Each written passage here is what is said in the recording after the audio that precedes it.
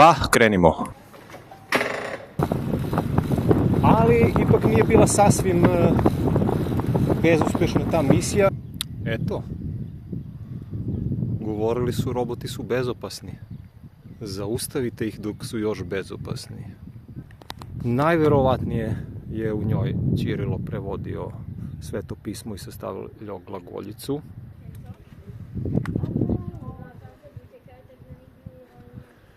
Divno je, vredelo je.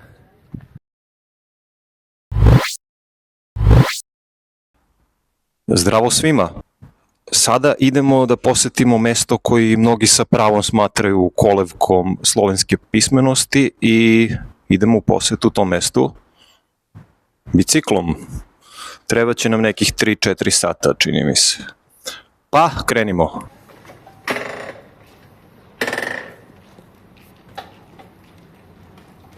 Halo.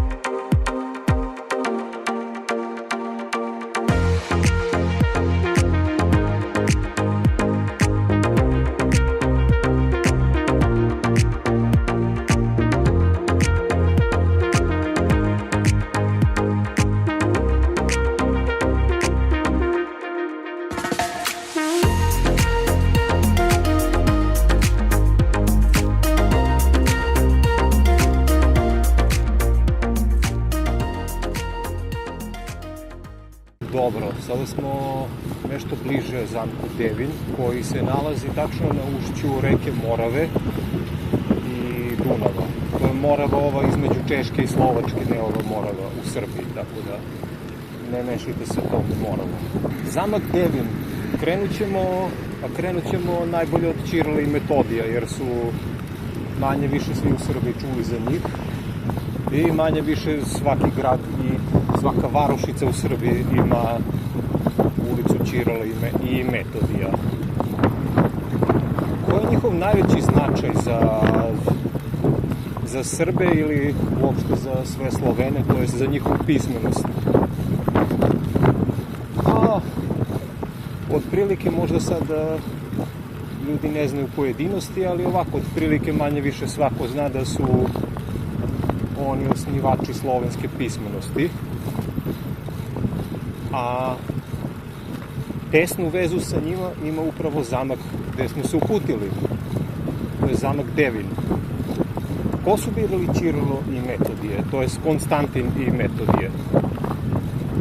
Ćirilo, odnosno Konstantin je dobio ime tek negde pred kraj života kada se u Rimu zamonašio, tako da može se zvati i Konstantin i Ćirilo, ali pošto ima puno Konstantina u tim pričama, a samo jedan Ćirilo, zvaćemo ga Ćirilo.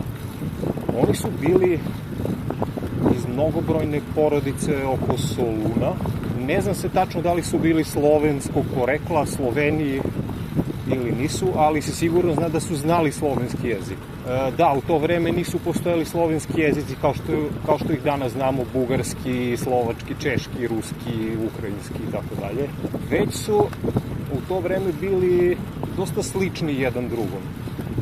Do te mere slični da svi ljudi koji su govorili slovenske jezike ili slovenski jezik su se mogli međusobno razumeti, navodno.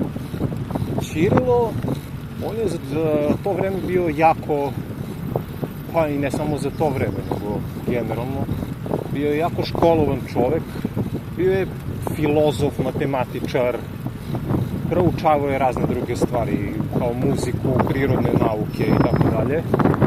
Čak je jedno vreme i predavao u Carigradu na visokoj školi, možda neki bi rekli na univerzitetu za to vreme. I najverovatnije da je bio učitelj vizantijskog princa pre nego što je postao car. Pre ove misije o kojoj ćemo govoriti danas, imali su jednu relativno neuspešnu misiju kada su imali zadatak da sprovedu hrišćanstvo u carstvo Hazara. To je neki narod sličan turskom narodu koji je živeo na teritoriji današnje Ukrajine oko Crnog mora. Otprilike, da bi to sproveli, Ćirilo i Metodije, ili sam Ćirilo, ne znam se tačno, došli su u grad Herson, u današnjoj Ukrajini, koji se nalazi na Dnjepru, blizu ušća Dnjepra u Crno more. U Hersonu njegova misija nije bila baš uspešna, jer Hazari nisu primili hrišćanstvo, zapravo oni su kasnije primili judaizam, ali ipak nije bila sasvim bezuspešna ta misija, jer je Ćirilo uspeo da dođe nekako do mošti svetog Klimenta, koji nije ovaj sveti Kliment Ohridski, koji će kasnije biti spomenut na našoj priči, već je to jedan od prvih rimskih papa uopšte iz ranohrišćanskog perioda, koji je živeo u 1. veku, bio je 3. ili 4. rimski papa. I katolička crkva ga je proglasila za sveca i mučenika, zato što je to vreme hrišćanstvo još uvek naravno bilo zabranjeno i njega su ubili tako što su ga vezali za sidro koje su potopili u Crno more i tako se on udavio i zato se često na ikonama on prikazuje zajedno sa sidrom. Mošti svetog Klimenta Ćirilo je darovao Vatikanu u Rim, što će imati dosta veze sa kasnim dešavanjima i on će biti trajno vezan, da kažemo, za mošti svetog Klimenta, odnosno za crkvu svetog Klimenta u Rimu koja i danas postoji. I zbog toga dobit će veliki kredit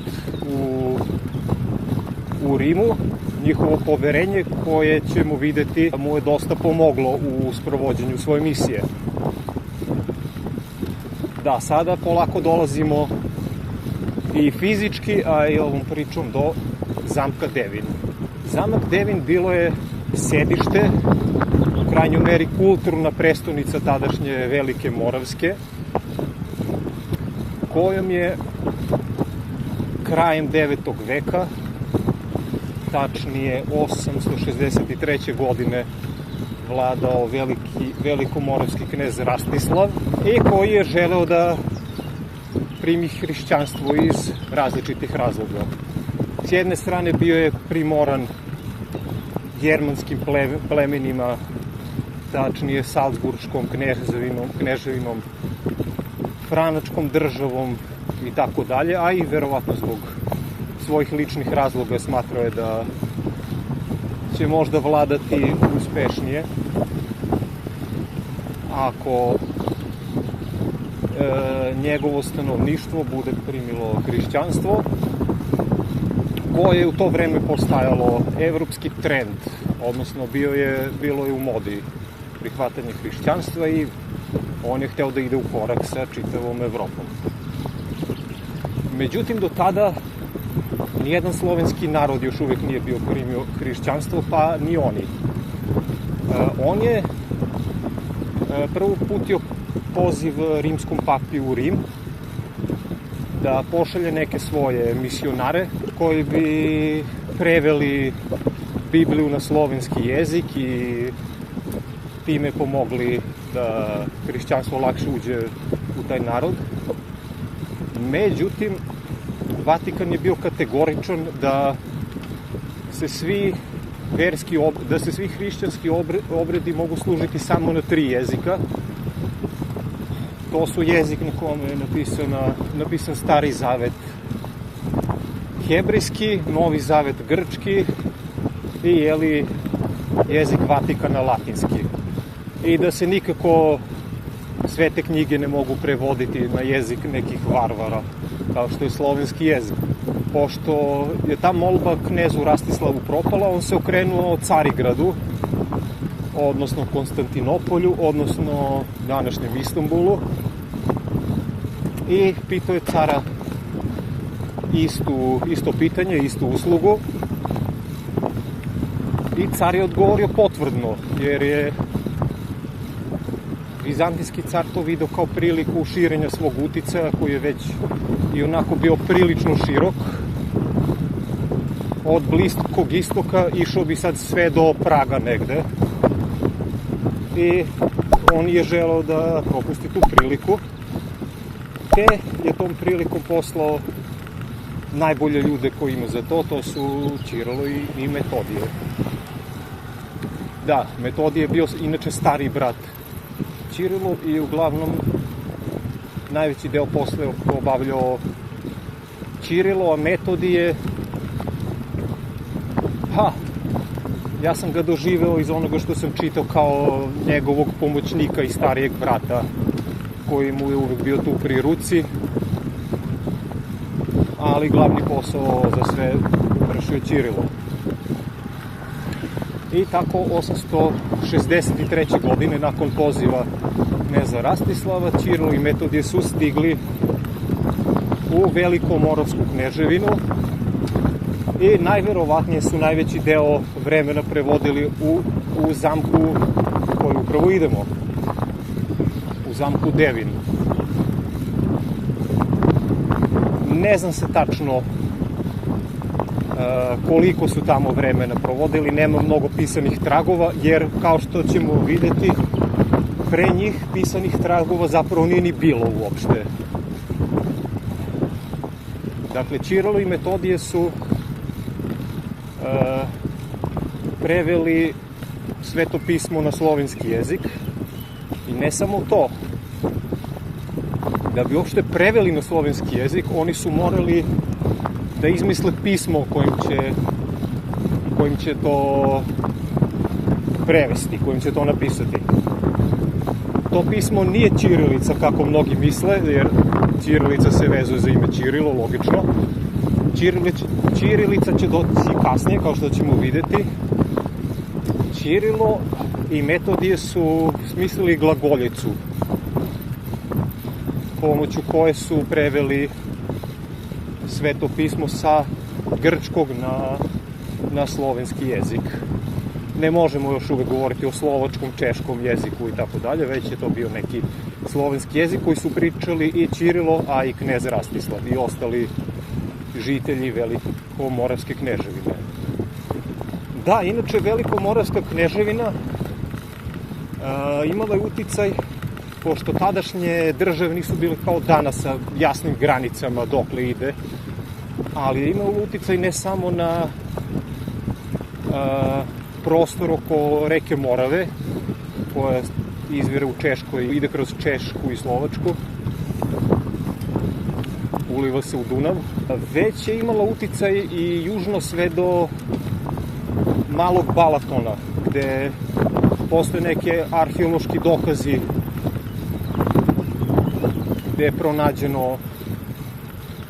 gde su pronađeni tragovi prve pismenosti i kod Ugara, to jest Mađara, i neki istoričari dovode u vezu uticaj Velikomoravske kneževine upravo sa tim. Inače, zanimljivo je da hrišćanstvo koje su doneli tada u Velikomoravsku kneževinu bilo iz Vizantija, imalo je simbol koji se i dan danas može videti na grbu Slovačke. To je jedan dupli krst. Mnogi to zovu krst Ćirila i Metodija, ali to je zapravo bio krst vizantijskog hrišćanstva, ali u Velikomoravskoj kneževini je bio poznat kao krst Ćirila i Metodija. I on je ostao i dan danas na slovačkom grbu i zastavi. I zanimljivo je, isti taj krst postoji i na mađarskoj zastavi, i na mađarskom grbu. Sad, verovatno se odbacuje teza da su baš lično Ćirilo i Metodije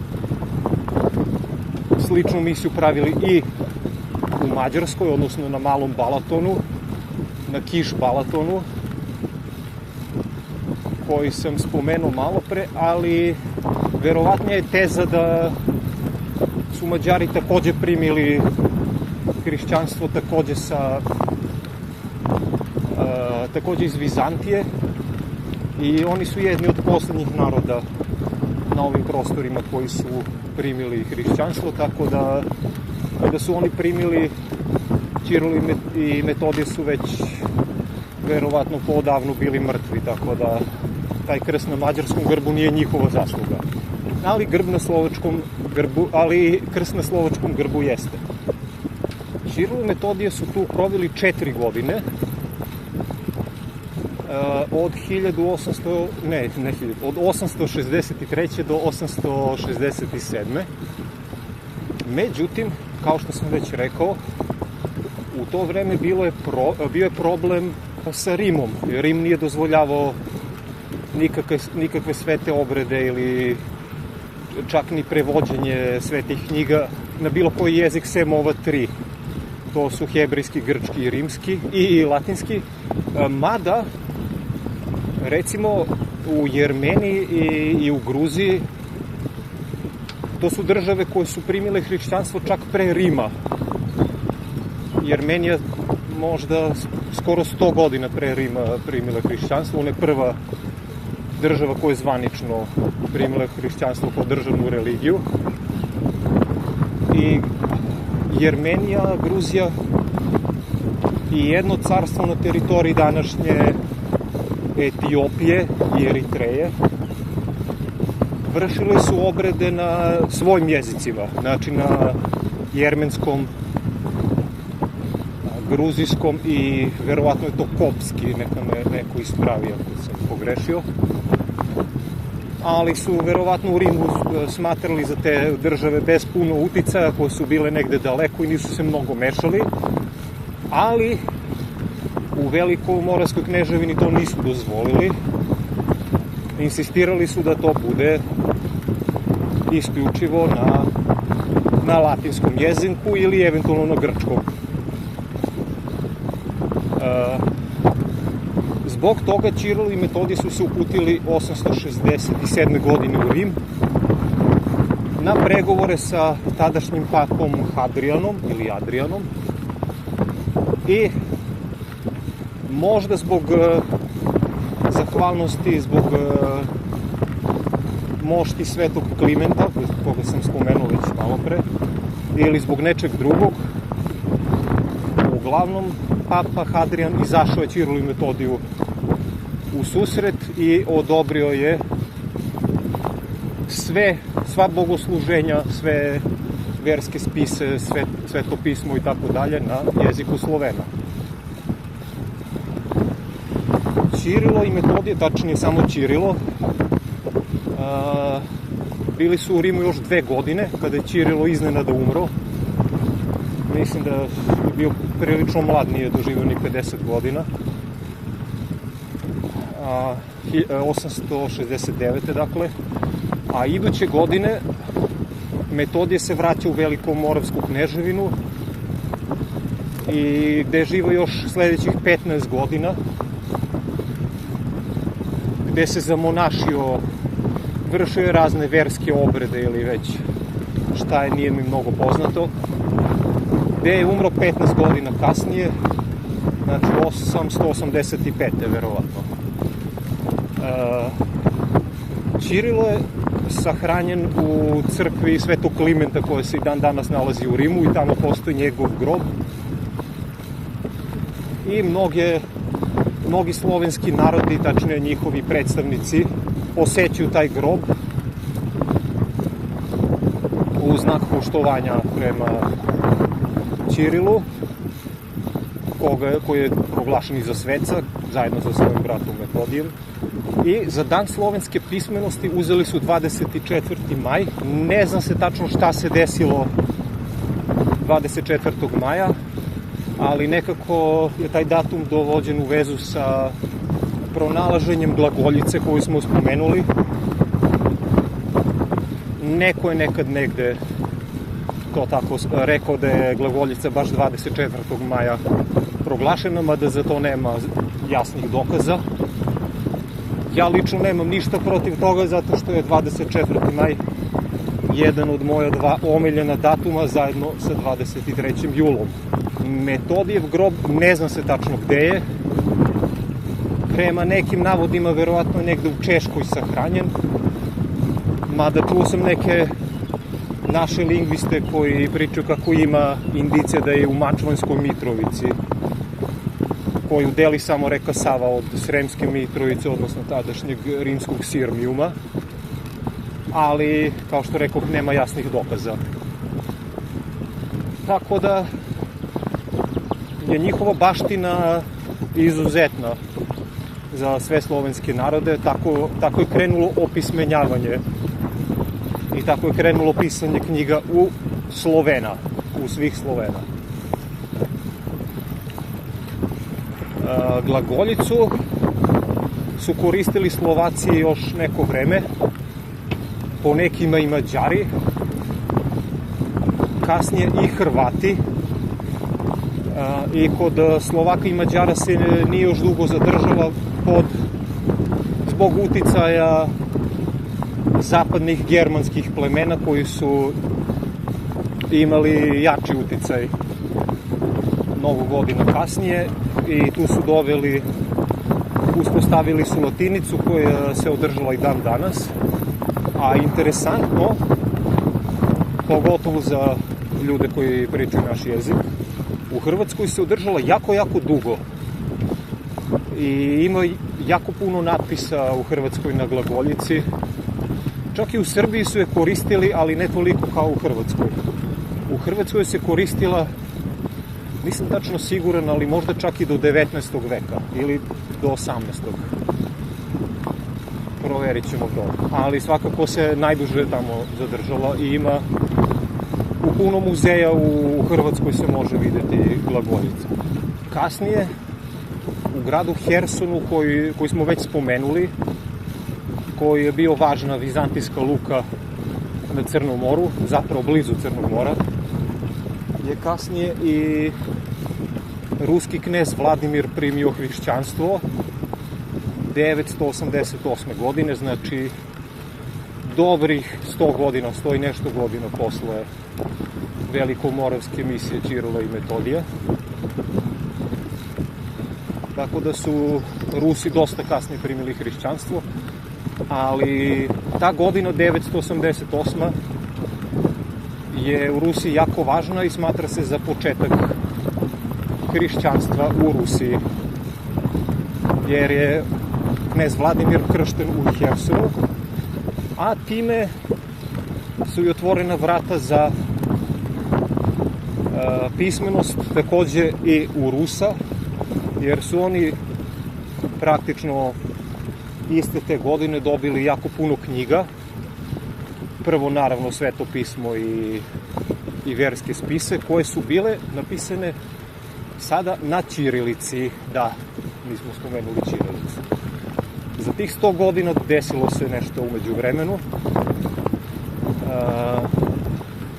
Jedni od najvažnijih učenika Ćirila i Metodija su bili Sveti Kliment Ohridski i Sveti Naum, koji su služili zajedno sa Ćirilom i Metodijem u Velikoj Moravskoj, ali su posle njihove smrti su se vratili u Bugarsku,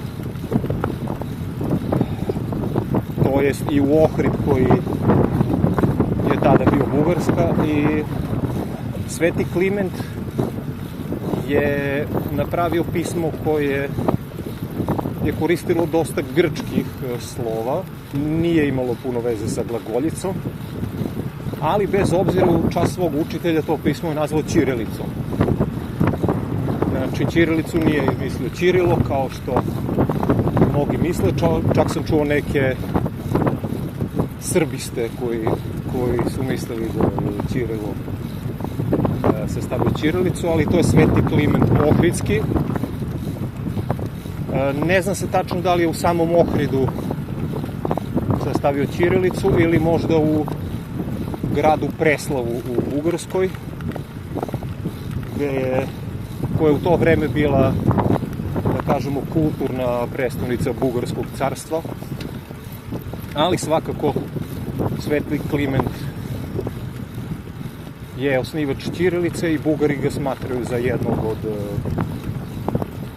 ili za ne jednog od, nego za jedinog utemeljivača bugarske pismenosti. Čak se državni univerzitet u Sofiji zove Sveti Kliment Ohridski. Blizu Ohrida je sahranjen i takođe na Ohridskom jezeru u samu granicu sa Albanijom je podignut manastir Sveti Naum. Ohrid ih svojata kao svoje.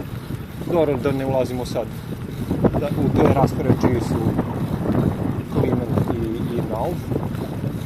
Složit ćemo se svakako da su jako značajni za pismenost među Slovenima generalno. I 988. kada je knez Vladimir primio hrišćanstvo, primio je knjige koje su bile napisane na tom slovenskom jeziku, da ne kažemo bugarskom, ali slovenskom jeziku koji se koristio u Bugarskoj, i bile su napisane na ćirilici, i od tada i Rusi, a i svi dalji narodi među istočnim Slovenima, Ukrajinci, Rusini i Belorusi, koriste ćirilicu. Ne znam koliko je trajalo, ali mislim da smo sada jako blizu Devinu, pa požurimo da stignemo tamo. Inače, kad sam već tu, svakako se treba napomenuti izvanredna biciklistička infrastruktura u Austriji, kojom sam, kao što se možda vidi, oduševljen. Evo vidite, imate biciklistički podvožnjak usred nekog sela. Znači, ovo čak nije ni glavni biciklistički put Beč-Bratislava, nego neki sporedni, kojom sam išao, jer mi se prosto sviđa ovaj pejzaž ovde. Evo vidite, imate potok koji se zove Rusbach. Evo, skoro da smo došli do granice sa Slovačkom, što je ništa drugo nego reka koju smo već spomenuli nekoliko puta, to je reka Morava, dakle ova češko-slovačka-austrijska reka Morava, a ne ova srpska, koju Česi i Slovaci takođe zovu Morava, a Austrijanci zovu Mark. I cijelo ovo gde smo sada zovu po njoj Markfeld.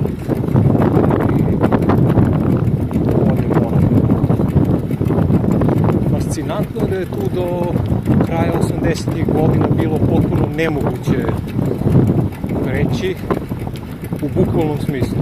tu je bila gvozdena zavesa, ne u bukvalnom smislu, već za one koji ne znaju šta je gvozdena zavesa, to je bila granica između istočnog i zapadnog bloka. Iako Austrija formalno nije bila u zapadnom bloku, u NATO paktu, mnogi su je smatrali zapadnom zemljom ili u krajnjoj meri neutralnom. I svi koji su pokušavali da pobegnu iz istočnog bloka, bilo u zapadne zemlje, bilo u neutralne poput Austrije, i imali su jako puno problema sa tim, a nemali broj njih je tom prilikom i stradao, to jest ubijen. I kada budemo prešli Moravu, imat ćemo prilike videti par spomenika. Baš na samom ušću Morave u Dunavu ima jedan veliki spomenik žrtvama gvozdene zavese. Sada tu nema nikakve granice, kao što ćete moći vidjeti. Sada je tu jedan most. To je samo biciklistički most, znači preko njega mogu preći samo biciklisti i pešaci. Evo vidi se pomalo, skoro ćemo doći do njega. A zanimljivo, u blizini nema nijednog mosta za automobile. Ima jedan železnički most koji je ovamo levo, ali nema nijedan most za automobile preko Morave. Tako da ako hoćete automobilom ići do Slovačke, morate ići čak tamo preko Dunava i preko Heimburga i zaobilaziti velikim krugom. A za nas bicikliste, evo mosta konačno. Evo ima i pešaka i trkača, često ima i roleraša i trotinetaša i tako dalje. Sada postaje sve strmije i idemo uzbrdo.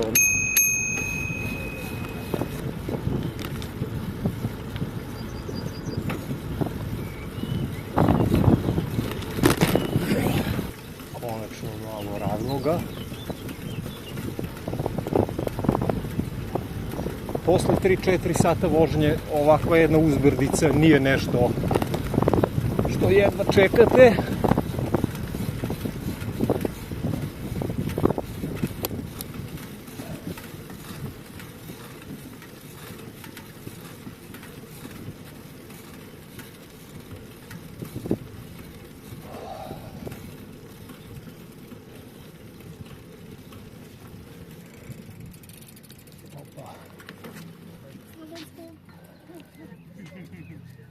Tamo ide Morava ka Dunavu i tamo idemo mi ka onom dvorcu. I kako to često u životu biva, posle svake uzbrdice dolazi šta? Nizbrdica.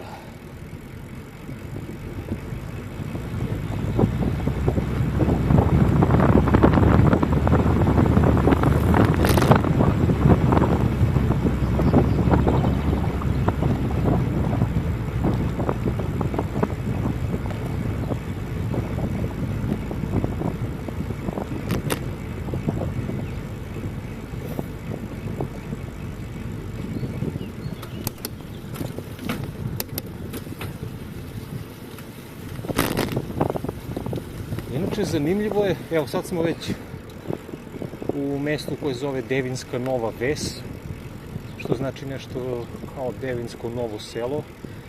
Zanimljivo je, tu sam već bio, ne znam, 10-ak puta i kada sam god probao da pričam sa nekim, morao sam ili na nekoj mojoj verziji slovačkog ili koga god slovenskog jezika ili na engleskom jeziku. Na nemačkom još nisam sreo nikoga da priča o to, što mi je vrlo zanimljivo. Iako nikakve granice nema već nekoliko decenija, to jest jedina granica je most preko koga smo upravo prešli. Takođe imaju istu valutu, transport železnički, autobuski je besprekoran, ali zanimljivo i dalje jako malo Slovaka govori nemački. I jako malo Austrijanaca govori slovački. Još jedna uzbrdica, pa mislim da se vidimo kod dvorca. Evo jednog malog zoološkog vrta, recimo. Ima tamo jednog gnoja, ne znam da li vidite gnoja. Tu je neki ovan ili tako nešto. Mislim da većina životinja sada spava, kako mi se čini. To je bio mali zoološki vrt. A tamo je jedan veliki zamak. Zamak ili dvorac Devin. Pa pođimo.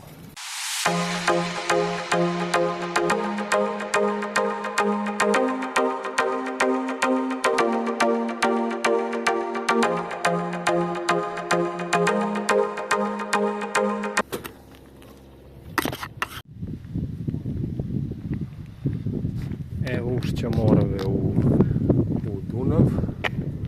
Ovdje ranije bilo slovačke zastave, slovačke, Evropske unije i ne znam još čega, ali sada ih nema.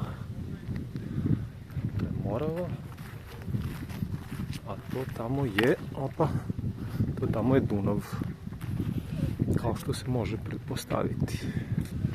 Sve preko Dunava je Austrija i sve preko Morave je također Austrija, a mi smo u Slovačkoj. Evo, to je. Tu visoko je Devin. Ovo mislim se zove Arpadov stup ili Arpadova kula, tako nešto. To je bio neki mađarsko-slovački kralj. Arpad. A ovo je spomenik koji sam spomenuo malo pre, spomenik žrtvama gvozdene zavese. Mislim da je tu spisak svih ljudi koji su stradali prilikom pokušaja prelaska u Austriju, što je u to vreme bilo zabranjeno. Bilo sa, bilo bez pasoša. Sada idemo na Devin. Pošto sam parkirao bajs, idem gore da kupim kartu. Idemo gore da istražujemo, idemo stazama Ćirila i Metodija koji su po svoj prilici jako mnogo produktivnog vremena provodili ovde i ovde doneli prvu pismenost svim slovenskim narodima. Kojim ćemo putem? Mislim da ćemo desno. Ne, ipak sam krenuo pravo, a sada ću desno.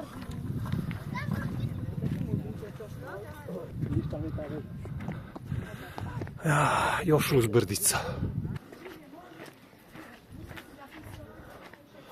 Opa, sada smo već jako blizu vrha. Ovo je prvi Karpat, prvi u nizu Karpata, zove se Devinska kobila. Posljednje, teško je reći, po nekima su to Svrljiške planine kod Niša. Voda, to mi je trebalo.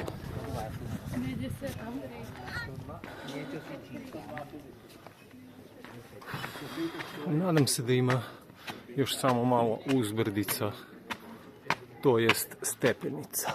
I još samo malo.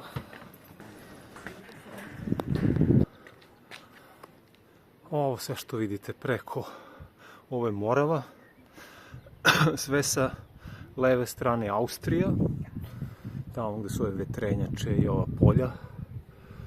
Marfeld koji smo spomenuli, sa desne strane već brdovito, već se vidi neka prirodna granica.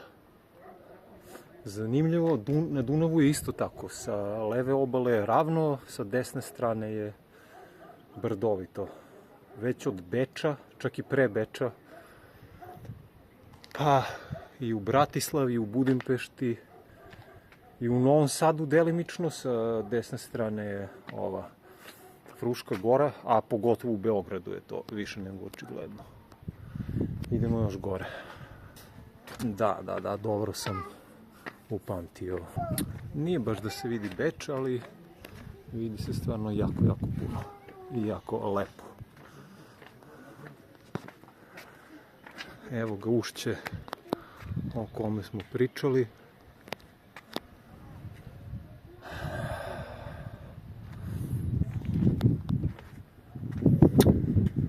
Evo gde smo, za one koje vole da vide to sve grafički na mapi i malo opisa na slovačkom, engleskom i nemačkom jeziku. Obično ovdje ima jako puno brodova, evo baš sad ne vidim ni jedan. A, tamo se vidi Bratislava. Tamo se jako lepo vidi Bratislava. Mislim da čak administrativno ovaj zamak pripada gradu Bratislavi. Zapravo siguran sam.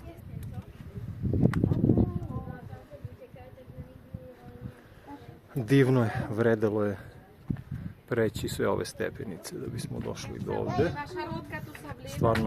Stvarno je pogled predivan. Tu se vlijeva ina rijeka, pozri. Tu se vlijeva rijeka, ina do Dunaja. Kod rijeki Moravi.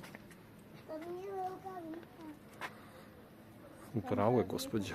Da, to je Dunaj ili Dunav ili Donava. Za sve Slovence ne mešajte Dunaj sa gradom Bečom. Da, na slovenačkom Dunaj znači Beč, ili ti Vijena, ili ti Vin. A na slovačkom Dunaj je ovo što vidite, to je Dunav. U tom pravcu je crkva, tamo negde dole gde vidite iza ovog drveća, su zapravo ostaci crkve koja, čini mi se da ima manje od 10 metara, daj Bože 7-8, jer generalno slovenski narodi u to doba, pre 1000 i kusur godina, nisu baš bili poznati po raskalašnosti, što se vidi u Srbiji po ostacima dvorova raznih knezova.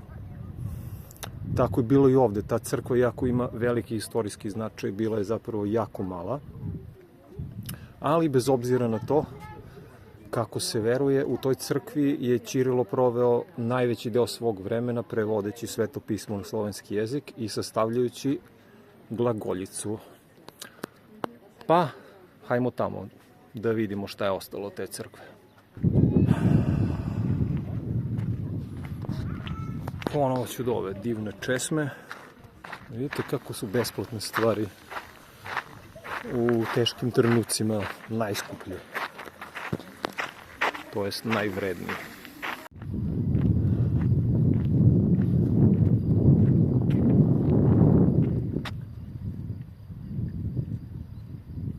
Zaustavite robote dok još nije kasno. Eto. Govorili su, roboti su bezopasni. Zaustavite ih dok su još bezopasni. Morat ću samo da pitam ChatGPT kako najlakše da zaustavimo robote. Tu smo pred ovom crkvom. Fundamente der Großmährischen Kirche, zakladi Velikomoravskog kostola. Da, pa tu kaže manje više sve ovo što sam vam pričao. Ne znam, napravit ću fotografiju pa ću nju staviti u video za ove koji žele da pročitaju što ovde piše. I za ove koje mrze da kliknu pauzu pa da čitaju.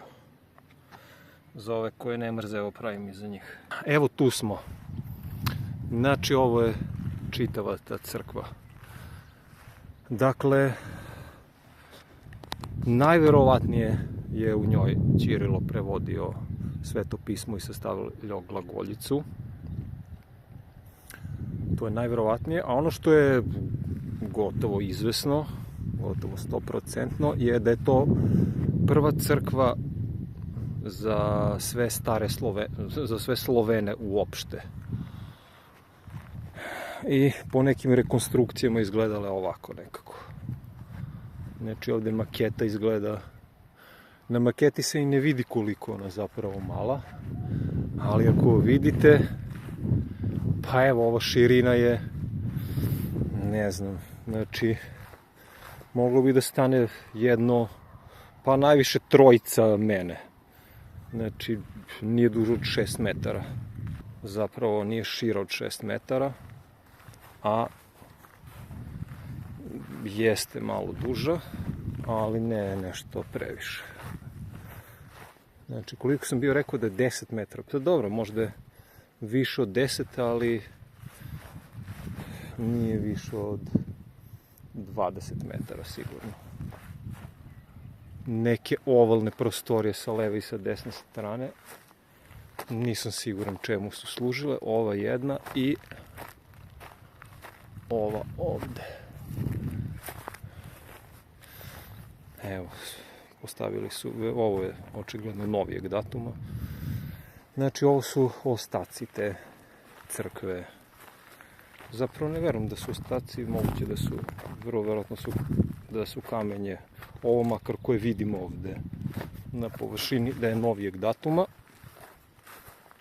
A verovatno neki temelji, stavljeni su po tim temeljima koji su bili.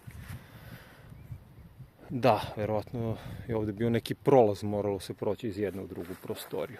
To je to, skromno, neveliko, ali od velikog značaja, a i sa prelepim pogledom. Ovo mesto nije slučajno izabrano za zamak, jer je bio na ušću dveju reka i vrlo visoko, znači bilo je vrlo teško za osvajanje za stranu vojsku. Da, što piše ovde? Rekonstrukcija Velikomoravske crkve. Autor Štrasner Hlavicova, 88. Dobro, to je to. Ima već, koliko je, 4:15. Mislim da sam zaslužio jednu zmrzlinu, to jest sladoled, tamo na podnožju ovog brdašca, koji je inače fantastičan i nije skup. A čeka me isti ovoliki put koliki sam prešao nazad i ne bih volao baš da me uhvati mrak. Jer tamo nekih 20-30 km pre ulaska u Beč nije preporučljivo voziti u mraku, jer se ne vidi prst pred okom kad padne noć. Tako da morat ću da dam gas. Vidimo se. Da, nisam vam rekao da sam platio studentsku kartu, zato što obično košta 8 evra, a studentska košta samo 4 evra. Evo dokaza za neverne tome. Šta piše ovde? Student. Ne znam da li se vidi.